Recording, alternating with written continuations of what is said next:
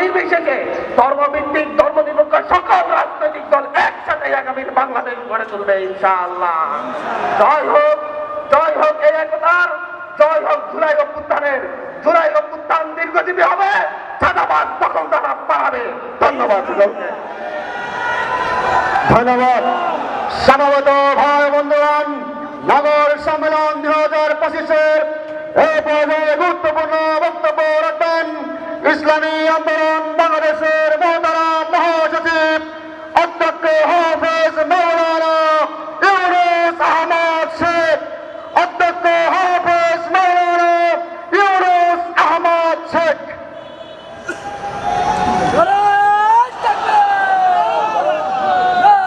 السلام عليكم ورحمة الله وبركاته. نحمده ونشكره ونصلي على رسوله الكريم.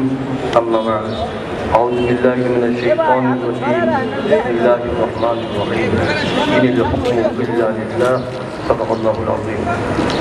ইসলামী আন্দোলন বাংলাদেশ ঢাকা মহানগর উত্তর কর্তৃক আয়োজিত আজকে নগর সম্মেলনের মহতারাম সভাপতি, প্রধান অতিথি, ইসলামী আন্দোলন বাংলাদেশের মহতারাম আমির পীর সাহেবুদ্দিন চরমাই, হিন্দু নগর নেতৃবৃন্দ, সাংবাদিক বন্ধুগণ, সর্বস্তরের ভাইরা, যে আলোচনা আমরা শুনছিলাম, দেশের অবস্থা আপনারাও জানেন। এখন প্রয়োজন কি? এক কথায় ভালো নীতি এবং ভালো নেতার প্রয়োজন।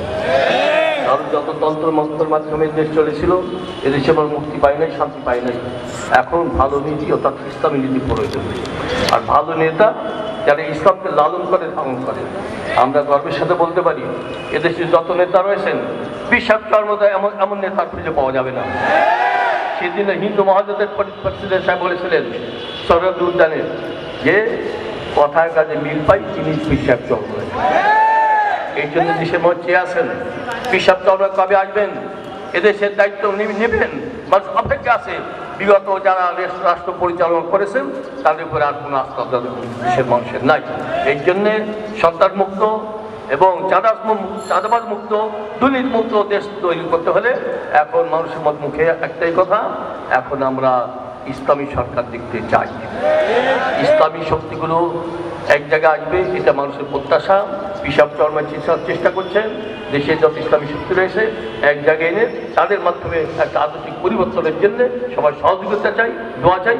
আগামীতে যেন ইসলামী সরকার প্রতিষ্ঠা হয়, এদেশে মুক্তি পায়।